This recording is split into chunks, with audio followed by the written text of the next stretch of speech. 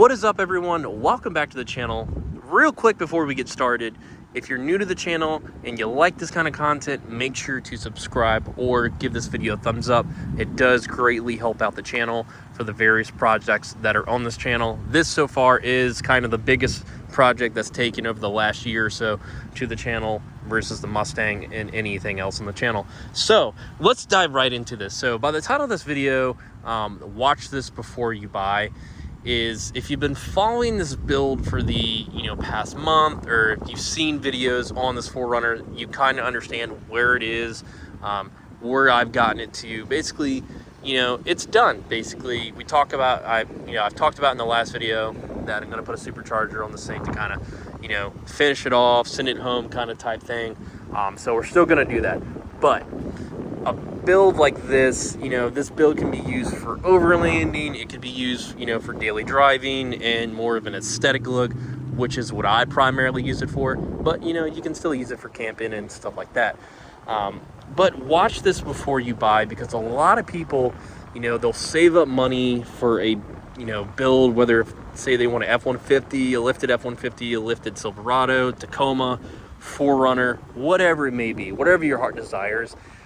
There's a lot of stuff I feel like that goes more into a already lifted or built vehicle versus instead of like a factory one. And I think, in my honest opinion, it's safer to buy a factory one, or one that hasn't had a lot of work done to it. And I'm going to explain in a couple of reasons why that is. So trusting, like, say you're going to go buy this 4Runner, you don't know the person whatsoever.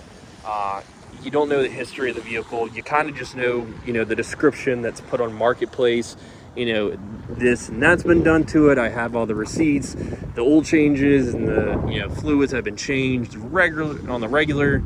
The tires are new, blah, blah, blah. All the good stuff, all the stuff that entices a buyer to come out and look at it. But when you get there, you look at the frame, it's rusted. You look at it, it's got oil leaks. The lift is pretty half-assed done. It's not what it, presented itself. So you waste the time. But say, you do get out there and this thing is, pretty close, to what you were expecting. Minor few things, like maybe some scratches, maybe there's a small leak that the seller is like, oh yeah, I forgot to mention that. No big deal. And you're like, no big deal whatsoever. You pay for it and then you take it home. And the next couple weeks, things kind of just start happening.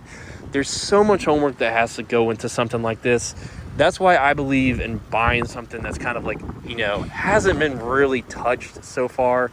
Unless you kind of just know the ins and outs of these vehicles. The aftermarket parts, what to look for. So if you're a person like that, and some sellers might hate that, you're wasting my time, there's nothing wrong with it, I know what, I put into this. So you're wasting, I could just sell it to somebody else. So some people are going to hate that as well. But when you're going to go buy a vehicle, I don't care if the seller honestly hates that. I think you should, spend all your time looking into a vehicle, checking everything over before you do spend your money on it. So some of the stuff that I would look for, I guess, is where this video is going, is especially if the vehicle's lifted already, what kind of lift kit is on it. Has the maintenance been done to the lift kit, like greasing the ball joints? Have the lower ball joints been replaced with the OEM ones? I kind of stay away from ones that, say that they took it to a shop and they just threw some Moogs or, the Napa or Advance OE or whatever, the ones that they sell, AutoZone. It doesn't really matter. Most shops probably do Napa. But, you want to look for stuff like that. You want to look for, has the radiator been replaced? Has the transmission, to the radiator for that, has it been serviced? How does, even the battery connections, look? But when you're going into, the aftermarket world, stuff like this 4Runner has a lot of stuff up, you kind of want to be wary about, was this done correctly? How is the lift kit? Like I said, was the proper maintenance done on the lift kit? Did the seller did they go out of their way to get the correction pan hard bar kit with the brackets that you can weld on, and then the track bar, the upper and lower?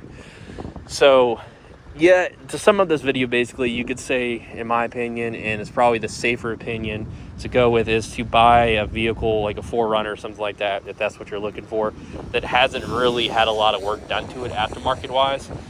Just at least make sure the maintenance records, you know, regular stuff that should be checked over and done on the fly, you know, oil changes and stuff like that, make sure that's at least good.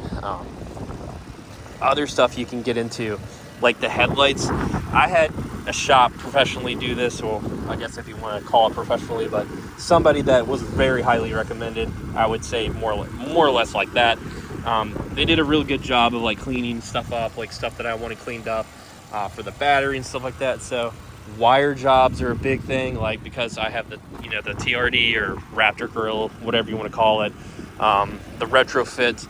You get into there, you don't look at that really, there's just something you kind of overlook. Then, you know, say the light starts going flickering or going out, and then, you know, you already bought the vehicle, you get into it and you see an entire wire job that is just total shit. Even something as small as the cold air intake right here, I try to make this as simple and clean as possible looking while utilizing the factory airbox still. Some people make their own stuff, some people just, you know, the hoses that go with it, the connections are all just completely screwed. Something like even as simple as rock sliders. You know, these some of them are welded in. These are bolted in, so that's probably why they cost a little more. But they have setups to where you know, like weld the rock sliders into the frame of the vehicle. You never know, someone's welds might just suck really bad. Even as something as simple as a catback on this. I have the MagnaFlow catback, which is, you know, basically just bolted up to the factory system already, and then clamp, bolt, you know, clamp it, make sure it's tight, get it back on the road, go. Simple as can be.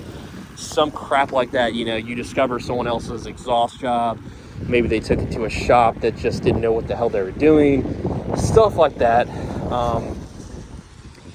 Some stuff like wheels and tire combo setup. Some people put the wrong offset wheels. Surprisingly, they just kind of just force it on there anyways, so the vehicle's gonna ride like shit. Maybe the struts or shocks or whatever, the shocks on this, making sure that they actually go with the lift kit, making sure that it's not just a random piece together like, you know, leveling kit or lift kit. You want to make sure. I'm a person that basically, you know, I'm not going to have 3 same brand, you know, shocks and then have one different one. Matters or not, I'm just one of those people. It's like having 3, you know, BF Goodrich KO3s and then a Toyo AT3 on that side. You know, I like all my stuff to match. So that's another thing that you always want to check over. Even as like something as simple as this like plastic grill right here. You know, obviously stuff can break super easy, but you don't want to like get somebody else's job to where like where they had put it in, but they just zip tied everything together. I've seen so much stuff like that before. Like I was saying, like a wire job for the aux beam right here. Everything is done correctly, clean as possible. You know, you just don't want to get into an entire mess to like you're chasing wires or chasing leads and this and that, and you're wondering like what the hell did this person do? So you're having to go back and basically reinvent the wheel that they try to do all this stuff for. So that's other stuff that you don't want to get involved with. No, I'm just filming a video. Yeah, thank you. It's always nice when people look out for other people. That's one thing I've noticed when I film videos, especially with the Mustang. I probably get more people to roll, you know, on the Mustang. Even, you know, Chesterfield County, the police department over here, like they'll have cars or cops or whatever. There's like, you good, bro? I'm like, yeah. I don't know. Maybe it's a Ford thing. They realize a Ford will break down more than a Toyota. But yeah, I don't know. Just basically summing it up, like this taillight started leaking. I got a brand new one in the back, but stuff like that, I just have to replace it. People don't tell you even the smallest things. Like if I were to buy a vehicle and I didn't know where the taillights came from, and this just started happening, that would annoy me. That's just me. The smallest things. I like my vehicles to be as perfect as possible, I guess. I might be a stickler for things like that. You want it to look clear like that. And if I didn't know about that, now I got to go, Google, get on the internet, get on my phone and Google, what are these taillights? Google Lens it or something to see if whatever can come back. And then I got to spend extra money. I'm not the first owner of the taillight, so it's not like I can get it warranted. So Now I'm spending $300-400 on taillights because I want my, I want my stuff to look good. I don't want it to look half-assed and stuff like that. So those are just the biggest things. Like even the retrofitted headlights, same case, same scenario. These are super expensive, but if one started leaking, I'm not going to let it, or not leaking, but if it started getting water and stuff into it, I'm not going to just let it sit and look like crap. So those are just things that I would look out for, just examples. I didn't want to get too into the weeds about it, but that's just, I've had people hit me up about this, like, hey, is this thing for sale? It's already built, I want to buy it, kind of thing. I'm not selling it, but if you're going to go buy one, I'd at least look for more of a factory one, or one that hasn't been really done up like this, and then you can kind of just go through it and build it your own. You're not having to chase anything, and there's no extra surprises. So I don't know, I thought I'd just make this video, and I thought it'd be a good kind of little thing for people to look out for and maybe to watch. So make sure to give this video a thumbs up if you liked it, and I'll catch you guys in the next video. Have a good one.